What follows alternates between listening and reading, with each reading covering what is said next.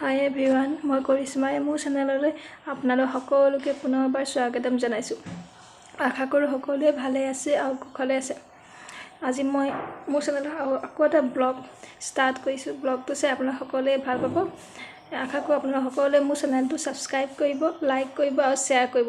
তেন্তে চাওক মোৰ ব্লগটো আগলৈ। Bye bye. ব্লগত মই মোৰ ঘৰৰ ফুলনি বাগিচাখন দেখুৱাম। আপোনালোকে সকলোৱে চাই ভাল পাব। তেতিয়াহ'লে চাওকচোন ব্লগটো আগলৈ শেষলৈকে চাব বুলি মই আশা কৰিলোঁ। আৰু ব্লগটো কেনে পাইছে সকলোৱে কমেণ্ট বক্সত জনাবলৈ নাপাহৰিব।